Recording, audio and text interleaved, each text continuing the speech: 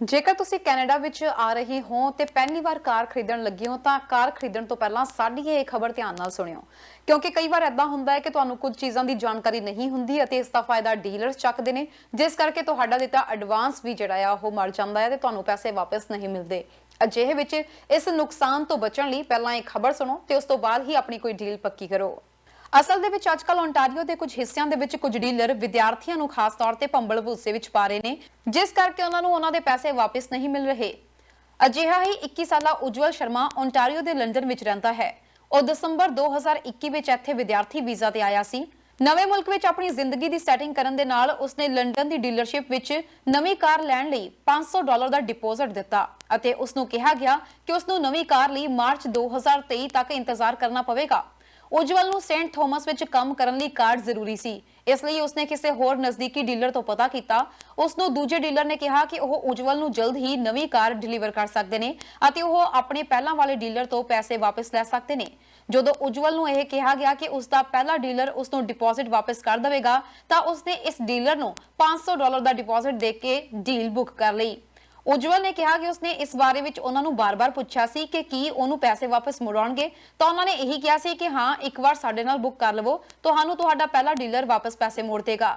ਉਜਵਲ ਨੇ ਕਿਹਾ ਕਿ ਜਦੋਂ ਉਹ ਉੱਥੇ ਡੀਲ ਬੁੱਕ ਕਰਕੇ ਪਹਿਲੇ ਡੀਲਰ ਕੋਲ ਵਾਪਸ ਗਿਆ ਆਪਣੇ ਪੈਸੇ ਲੈਣ ਲਈ ਤਾਂ ਉਹਨਾਂ ਨੇ ਕੰਪਿਊਟਰ ਵਿੱਚ ਦੇਖ ਕੇ ਕਿਹਾ ਕਿ ਉਸਨੇ ਉਹਨਾਂ ਨੂੰ ਧੋਖਾ ਦਿੱਤਾ ਹੈ। ਉਸਨੇ ਪਹਿਲਾਂ ਤੋਂ ਹੀ ਡੀਲ ਬੁੱਕ ਕਰਵਾਈ ਹੋਈ ਸੀ, ਇਸ ਦੇ ਬਾਵਜੂਦ ਉਸਨੇ ਇੱਥੇ ਆ ਕੇ ਡੀਲ ਬੁੱਕ ਕੀਤੀ।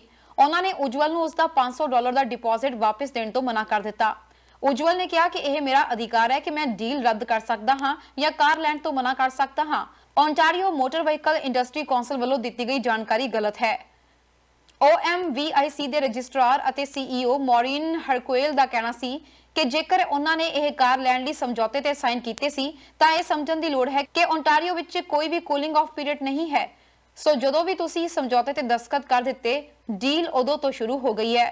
ਪਹਿਲੀ ਵਾਰ ਕਾਰ ਖਰੀਦਣ ਵਾਲਿਆਂ ਨੂੰ ਇਹ ਗੱਲ ਦਾ ਧਿਆਨ ਰੱਖਣ ਦੀ ਲੋੜ ਹੈ।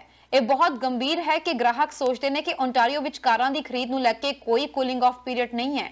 ਇਸ ਲਈ ਉਜਵਲ ਵਾਂਗ ਬਹੁਤ ਸਾਰੇ ਲੋਕ ਇਸ ਸਥਿਤੀ ਵਿੱਚ ਫਸ ਜਾਂਦੇ ਨੇ।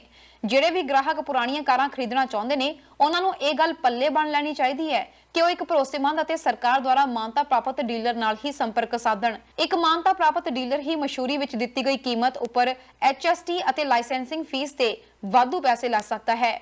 OMVIC ਰਜਿਸਟਰਡ ਡੀਲਰਾਂ ਨੂੰ ਉਸ ਕਾਰ ਦੀ ਹਿਸਟਰੀ ਡਿਟੇਲ ਵੀ ਮੁਹੱਈਆ ਕਰਵਾਉਣੀ ਜ਼ਰੂਰੀ ਹੁੰਦੀ ਹੈ। ਇਸ ਤੋਂ ਬਾਅਦ ਜੋ ਵੀ ਡੀਲਰ ਅਤੇ ਗ੍ਰਾਹਕ ਵਿੱਚ ਡੀਲ ਹੋਵੇ ਉਹ ਸਾਰੀ ਲਿਖਤੀ ਹੋਣੀ ਚਾਹੀਦੀ ਹੈ, ਜ਼ੁਬਾਨੀ ਨਹੀਂ। ਚਾਹੇ ਡੀਲ ਵਿੱਚ ਟਾਇਰ ਦੇਣ ਦੀ ਗੱਲ ਹੋਵੇ ਜਾਂ ਕੁਝ ਵੀ ਐਡ ਕਰਨ ਦੀ ਗੱਲ ਹੋਵੇ, ਹਰ ਚੀਜ਼ ਲਿਖਤੀ ਹੋਣੀ ਚਾਹੀਦੀ ਹੈ। ਜੇਕਰ ਸਮਝੌਤਾ ਲਿਖਤ ਵਿੱਚ ਨਹੀਂ ਹੋਇਆ ਤਾਂ ਸਮਝੋ ਕਿ ਕੋਈ ਸਮਝੌਤਾ ਹੀ ਨਹੀਂ ਹੋਇਆ। ਕਈ ਵਾਰ ਇੰਜ ਵੀ ਹੁੰਦਾ ਹੈ ਕਿ ਪਹਿਲੀ ਵਾਰ ਕਾਰ ਲੈਣ ਵਾਲੇ ਮਾਨਤਾ ਪ੍ਰਾਪਤ ਡੀਲਰ ਦੀ ਥਾਂ ਕਿਸੇ ਹੋਰ ਕੋਲ ਫਸ ਜਾਂਦੇ ਨੇ। ਉਹ ਡੀਲਰ ਵਰਤਾਓ ਤਾਂ ਇੰਜ ਕਰਦੇ ਨੇ ਜਿਵੇਂ ਕਿ ਉਹ ਮਾਨਤਾ ਪ੍ਰਾਪਤ ਹੋਣ, ਪਰ ਉਹ ਹੁੰਦੇ ਨਹੀਂ। ਹੋ ਸਕਦਾ ਹੈ ਕਿ ਉਹ ਤੁਹਾਨੂੰ ਘੱਟ ਕੀਮਤ ਤੇ ਗੱਡੀ ਦਵਾ ਦੇਣ, ਪਰ ਇਹ ਅਜਿਹੀਆਂ ਕਾਰਾਂ ਹੁੰਦੀਆਂ ਨੇ ਜੋ ਕਿ ਰਿਟਨ ਆਫ ਹੁੰਦੀਆਂ ਨੇ ਅਤੇ ਜਿਨ੍ਹਾਂ ਦੇ ਕੋਈ ਕਾਗਜ਼ਾਤ ਵੀ ਨਹੀਂ ਹੁੰਦੇ। ਇੱਕ ਹੋਰ ਜ਼ਰੂਰੀ ਗੱਲ ਹੈ ਫਾਈਨੈਂਸਿੰਗ ਦੀ। ਜਦੋਂ ਗੱਲ ਫਾਈਨੈਂਸਿੰਗ ਦੀ ਆਉਂਦੀ ਹੈ ਤਾਂ ਡੀਲਰ ਜਦੋਂ ਲੋਨ ਐਪਲੀਕੇਸ਼ਨ ਪਾਉਂਦਾ ਹੈ ਤਾਂ ਉਹ ਵੱਖ-ਵੱਖ ਡੀਲਰਸ ਦੇ ਕੋਲ ਭੇਜਦਾ ਹੈ ਅਤੇ ਉਸ ਸਮੇਂ ਤੁਹਾਡਾ ਕ੍ਰੈਡਿਟ ਵੀ ਕਾਫੀ ਪੁੱਲ ਹੁੰਦਾ ਹੈ।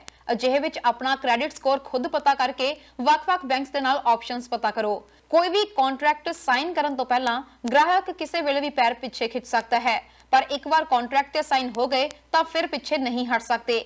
ਹਾਲਾਂਕਿ ਕਾਫੀ ਜਦੋਜਹਿਦ ਤੋਂ ਬਾਅਦ ਉਜਵਲ ਨੂੰ ਆਪਣੇ $500 ਪਹਿਲਾਂ ਵਾਲੀ ਡੀਲਰਸ਼ਿਪ ਤੋਂ ਵਾਪਸ ਤਾਂ ਮਿਲ ਗਏ, ਪਰ ਇਸ ਲਈ ਉਸ ਨੂੰ ਕਾਫੀ ਸੰਘਰਸ਼ ਕਰਨਾ ਪਿਆ। ਉਜਵਲ ਨੇ ਕਿਹਾ ਕਿ ਇਹਨਾਂ ਕੰਪਨੀਆਂ ਲਈ $500 ਕੁਝ ਨਹੀਂ ਹੈ, ਪਰ ਅਸੀਂ ਅੰਤਰਰਾਸ਼ਟਰੀ ਵਿਦਿਆਰਥੀ ਜਦੋਂ 2 ਹਫ਼ਤੇ ਕੰਮ ਕਰਦੇ ਹਾਂ ਤਾਂ ਸਾਨੂੰ ਜਾ ਕੇ $500 ਮਿਲਦੇ ਨੇ। ਅਜਿਹੇ ਵਿੱਚ ਕਿਸੇ ਵੀ ਨਵੀਂ ਡੀਲ ਕਰਨ ਤੋਂ ਪਹਿਲਾਂ ਉਸ ਦੇ ਬਾਰੇ ਵਿੱਚ ਜਾਣਕਾਰੀ ਜ਼ਰੂਰ ਲਵੋ। ਪ੍ਰਵਾਸੀਆਂ ਨੂੰ ਕਈ ਵਾਰ ਜਾਣਕਾਰੀ ਨਾ ਹੋਣ ਦੇ ਚੱਲਦਿਆਂ ਆਪਣੇ ਪੈਸਿਆਂ ਤੋਂ ਹੱਥ ਧੋਣਾ ਪੈ ਜਾਂਦਾ ਹੈ। ਬਿਊਰੋ ਰਿਪੋਰਟ, ਹਮਦਰਦ ਨਿਊਜ਼।